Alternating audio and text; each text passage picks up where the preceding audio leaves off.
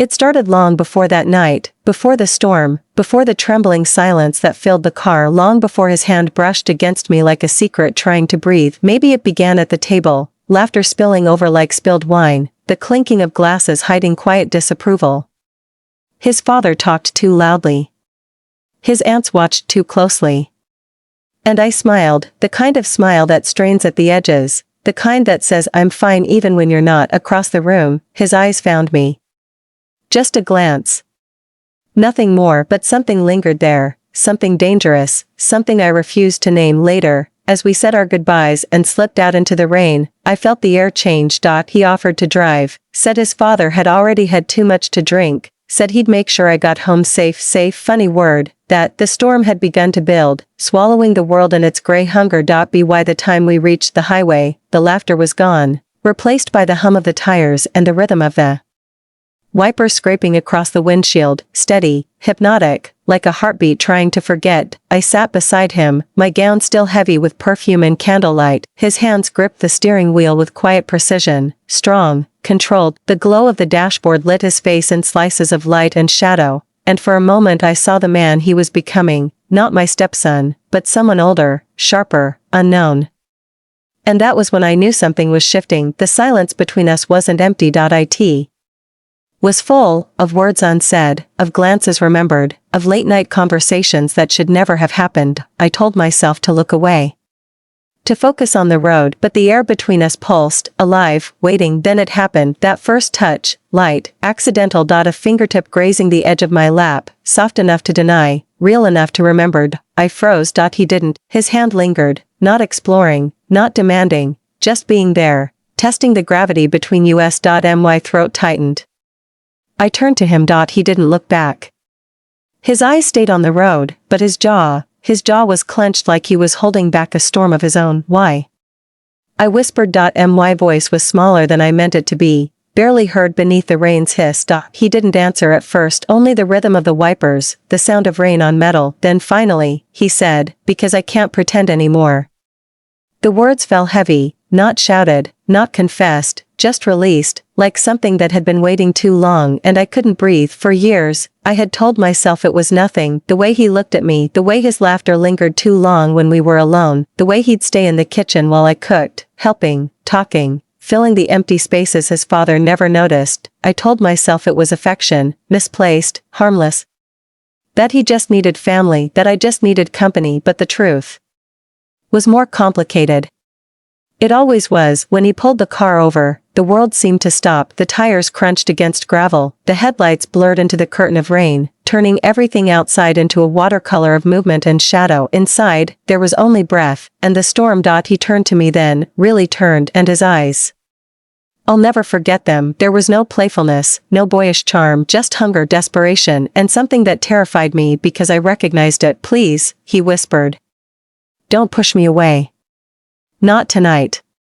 My heart pounded so loudly I thought he could hear it. I wanted to say his name, to stop him, to remind him who I was, but the words caught somewhere deep, tangled in a place where guilt and longing sounded the same. The storm outside screamed against the car, wind, thunder, rain, but the one inside was louder. When he reached for me, I didn't move. I told myself I couldn't, but maybe, deep down, I didn't want to. His hand trembled as it found my face, my shoulder, the space between us closing inch by inch until there was nothing left but breath and heat and something neither of us could take back. The back seat, cold leather, fogged windows, the world disappearing behind a veil of rain. Every sound felt amplified, the soft gasp, the shiver, the heartbeat pressed against my skin. The storm pounded harder, as if it wanted to drown us out, and still, we didn't stop. We moved like people escaping something, or running toward it. I don't know which. When it was over, the silence was unbearable. He sat there, staring at nothing, the pulse in his jaw still visible. I fixed my gown, smoothed my hair, wiped the corner of my mouth like I could erase what had just happened. And no one spoke. The rain softened into a whispered. I wanted to cry, but tears felt too honest. He started the engine again, the car hummed to life, the headlights finding the road as if nothing had happened, but something had. Something irreversible. Now, when I think about that night, I remember the details the most.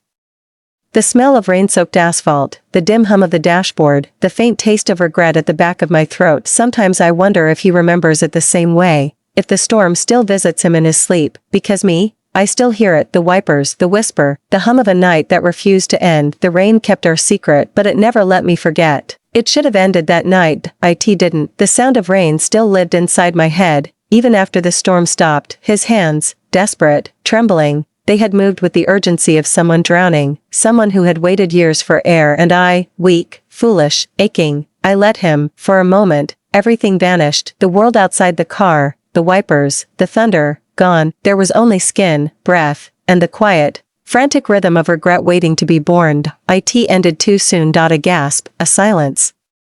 And the cold that followed. He leaned back, breath shaking, eyes unfocused. The storm pressed its face against the windows, demanding to be heard. I sat there, my hands clasped so tightly they trembled, the warmth still trapped under my skin. Neither of us spoke. He climbed back into the front seat, the car rolling forward again, slicing through the rain as if nothing had happened, but everything had. The silence between us was not peace, it was punishment. Every mile was another reminder that something sacred had been torn open and left bleeding between us. The house was dark when we arrived. His father, my husband, was already asleep, the steady sound of his breathing echoing like a cruel lullaby. I slipped into bed beside him. He didn't stir. Didn't turn. Didn't feel the weight of what I carried. The ceiling above me felt endless, white, empty, like judgment. I wanted to scream. Instead, I lay still, my heart pounding against the silence. Guilt isn't loud. It hums, steady, low. Inescapable. Morning arrived like a punishment. Coffee, toast, sunlight, the illusion of normalcy. My husband's voice was cheerful, unaware, full of questions about school and grades and pride. I'm proud of you, son, he said, smiling. And the boy, no, the man, sat there across from me, nodding, answering softly, his face calm, unreadable. He didn't look at me. Not once. I held my mug so tightly that it seared my palms, the heat almost welcome. Pain for pain. If he had looked up, if his eyes had met mine even for a second, I think I would have shattered. Later, he packed the suitcase, the zipper, the sound of things leaving. I stood at the kitchen door, invisible, watching him move through the house as though I were a ghost. He didn't speak. Didn't pause. Didn't say goodbye. My husband walked him to the car, proud and unsuspecting, clapping his shoulder. With love, make us proud, he said. The car rolled away, and I watched from the window, my robe pulled tight, my lips trembling with all the words I could never say. It felt like something inside me left with him, a pulse, a breath, a peace I would never get back. That night, I couldn't sleep. The darkness felt alive. My husband's breathing was slow, steady, the rhythm of ignorance. I turned toward the window. The rain had returned, and with it, the memory, the car, the smell of rain and desire, his voice, whispering please, the storm pounding the roof like it was trying to warn us. I pressed my face into the pillow, trying to smother the sound of my own tears. Days passed, but nothing really changed, only I did. I tried to fill the spaces, cooking, cleaning, smiling when spoken to, but every corner of the house whispered his name. His jacket on the chair, faint cologne still clinging, his book stacked carelessly on the desk, his toothbrush beside the sink, standing like a quiet accusation. Each object pulsed with memory. Each moment felt like betrayal replayed in fragments. You betrayed him, the voice in my head said. You betrayed yourself. You betrayed everyone. It was the only prayer I had left. Weeks blurred, time moved, but I didn't. Then the phone rang. I answered before the second ring. It was his voice, calm, careful. Dad around? He asked. My breath caught. No, I said. He's out. The silence that followed was not empty, it was alive, filled with everything we didn't dare say. I could hear faint music, laughter, life happening on his side of the line, but when he spoke again, his voice was softer, cracked at the edges. I can't stop thinking about that night. My knees gave way. I gripped the counter to steady myself. That night, the rain, the silence, the sin that refused to die. I wanted to tell him to forget. Pretend it never happened. Find someone his age, someone unbroken, untainted. But the words stayed behind my teeth, trembling like trapped birds. The truth was simple. I couldn't stop thinking about that night either. Sometimes I wonder if the storm ever stopped.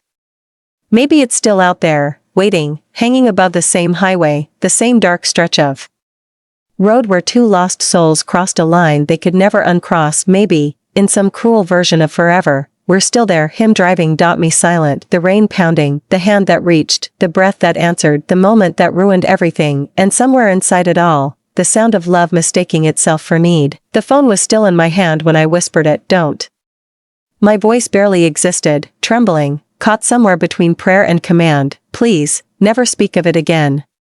But the truth was already alive. You can't kill what breathes inside you. Even as I begged him into silence, I knew, we could never erase it. We had stepped into a shadow that learned our names. It followed me into sleep, into prayer, into the spaces between his father's arms, and it waited. He came home that December, just a few days, a short holiday, a short punishment. I told myself I'd be stronger, that I'd learn to bury it, but the moment he walked in, the air changed. My breath caught in my throat before I even saw his face. The sound of his laughter in the living room was enough. It was too familiar, too close, too forbidden. Around my husband, we performed perfectly. We laughed at the dinner table, posed for photos that looked like happiness, and in those pictures, you would never guess that my heart was a battlefield. At dinner, his father talked about plans, business, the future. His son nodded, polite, reserved. I smiled when I was supposed to. I cut the roast, passed the wine, made jokes that didn't land, but under the table, my hands trembled, and every now and then, he'd glance at me just once, just a second, but that second burned through me like fire.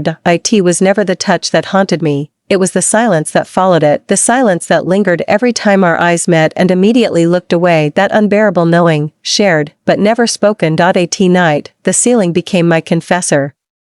Did he regret it? Did he hate me for letting it happen? Did he still think of me the way I still feared I thought of him? Sometimes, I'd wake from half-dreams, reaching for someone who wasn't there, someone I shouldn't even name, and then I'd hear my husband's steady breathing beside me, unaware, unbothered, peaceful. That peace, it hurt more than anything. One night, I broke. The house was quiet. He had gone to bed early, exhausted. I walked into the kitchen, turned off the lights, and sat in the dark. The clock ticked like a heartbeat that wouldn't stop. My hands shook. My voice was a whisper. God, forgive me. Please forgive me. Take this memory away. Erase it.